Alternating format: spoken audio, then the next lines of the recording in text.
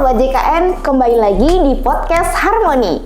Hari ini saya bakal ngobrol tentang apa ya? Nah, kali ini saya sudah mengundang satu narasumber. Kita bakal berbincang tentang kepesertaan JKN, khususnya tentang kepesertaan bagi peserta mandiri. Langsung saja, kita di sini sudah ada dengan Mbak Pipit. Halo Mbak Pipit. Halo Mbak Feni, selamat sore. Sore, gimana kabarnya nih Mbak? Alhamdulillah baik. Oke, langsung aja nih Mbak ya. Kita kan sekarang tuh udah mendengar banyak sekali ya jenis-jenis kepesertaan gitu yang ada di JKN. Dan kita tuh sering dengar nih, peserta mandiri itu seperti apa sih dan apa sih definisinya? Mungkin di sini ada sobat JKN yang belum tahu seperti itu. Baik, untuk peserta mandiri ya, jadi peserta mandiri itu sebenarnya sudah ada dari awal terbentuknya BPJS Kesehatan ya, dari zaman Askes berubah menjadi BPJS Kesehatan itu sudah ada segmen peserta PBPU Mandiri namanya ya, itu dikategorikan statusnya mampu tetapi tidak bekerja itu bisa mendaftar. Jadi untuk preminya itu ada di kelas 1 150.000 per bulan per orang, di kelas 2 100.000, kelas 3 35.000. Sementara begitu Mbak Feni. Oke. Ya.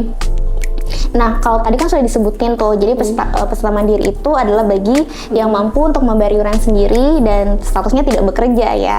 Dan kemudian sekarang juga ada pertanyaan lagi nih, untuk mendaftarkan peserta mandiri atau segmen kepesertaan yang sebagai peserta mandiri di JKN itu syaratnya apa aja sih Mbak? Untuk syaratnya sih nggak terlalu banyak ya Mbak Feni ya, yang dibutuhkan adalah KK, kartu keluarga, KTP, dan rekening tabungan. Rekeningnya itu bisa Bank Mandiri, BNI, BRI, BTN seperti itu. Oke. Wah, sangat simpel ya, persyaratannya sangat simpel banget. Dan sekarang sobat JKN juga pasti nanya ya, di sini sudah ada masuk di kolom komen di Instagram kita. Nah, untuk mendaftarkan sebagai peserta mandiri itu bisa melalui apa saja? Oh baik, untuk kami BPJS Kesehatan sendiri itu banyak sekali membuat inovasi ya terkait pendaftaran peserta.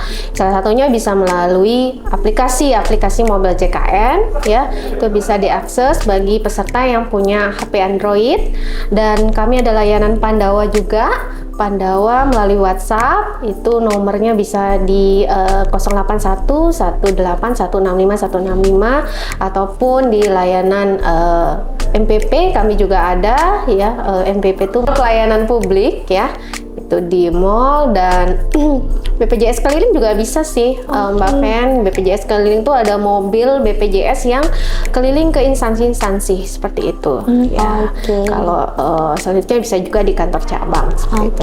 Jadi banyak ya sebenarnya, karena untuk mendaftarkan sebagai segmen mandiri itu banyak ya. Dan sekarang nih ada juga masuk di Instagram, pertanyaannya adalah kalau misalnya nih ternyata daftar melalui kanal tersebut tidak bisa, apakah peserta tersebut boleh ke kantor atau ada nih narahubung mungkin yang bisa dihubungi?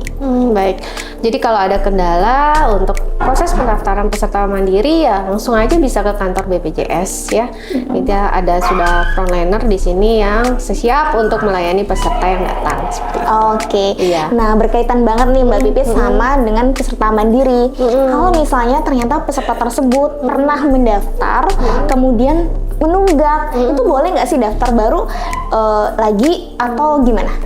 Jadi untuk peserta mandiri itu, jadi data peserta itu kan yang digunakan hanya satu NIK-nya. Jadi apabila sudah terdaftar dan statusnya menunggak, itu nggak bisa daftar ulang lagi gitu. Dia harus tetap kewajibannya membayar iuran yang tertunggak gitu. Atau misalnya kalau misalnya tidak mampu, pesertanya dapat merubah segmen kepesertaannya atau jenis kepesertaannya ke tanggungan pemerintah, tapi kembali kebijakan pemerintah. Wah, sudah cukup jelas banget ya Mbak Pipit. Selanjutnya nih Mbak Pipit, kita kan sering ya mendengar kepesertaan yang segmen mandiri itu kadang nunggak atau lupa bayar, atau bahkan nggak tahu nih kalau ternyata sudah didaftarkan dari keluarga, atau misalnya daftar dahulu gitu.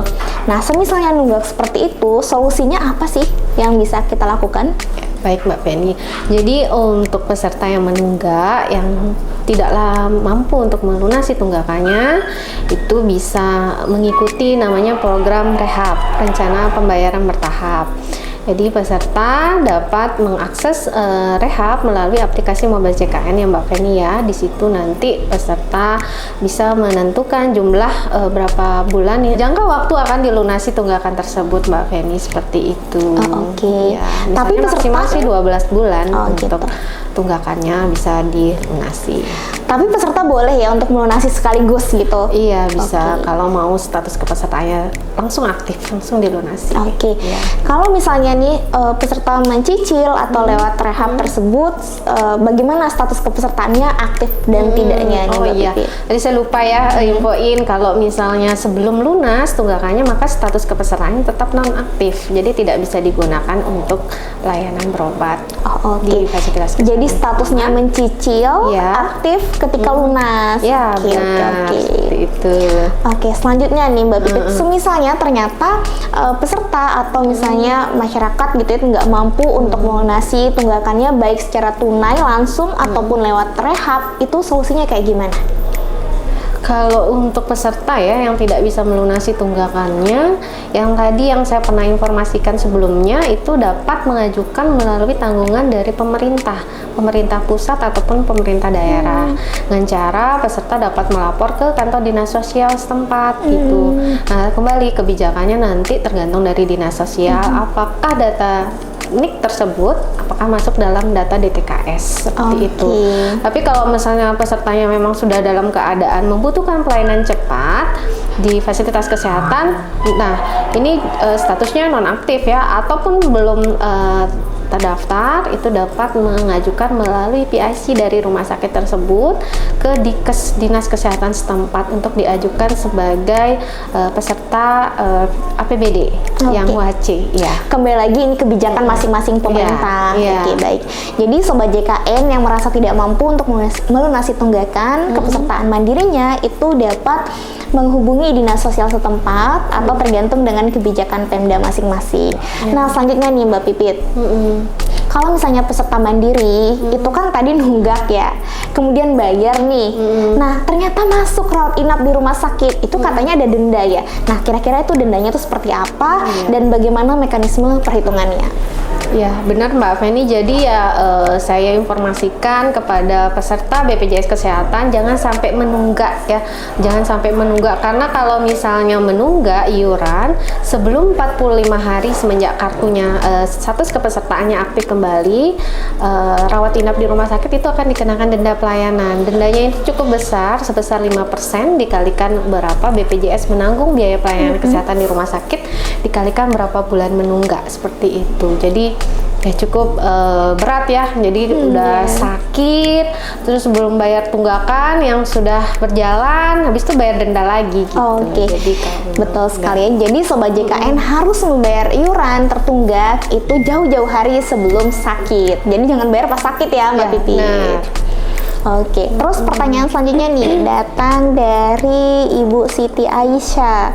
Kalau misalnya nih kartunya itu hilang, yang beliau merasa sudah pernah terdaftar sebagai peserta mandiri tapi kartunya hilang, itu seperti apa mekanismenya Mbak Pipit supaya bisa dicetak lagi mungkin? Kalau untuk saat ini kan sudah tidak ada proses cetak kartu baru ya, hampir selama 2 tahun ini kita nggak ada proses cetak kartu baru. Jadi kalau semisalnya hilang ataupun rusak kartunya itu dapat digantikan KTP berupa KTP untuk mendapatkan pelayanan di fasilitas kesehatan pertama ataupun di rumah sakit.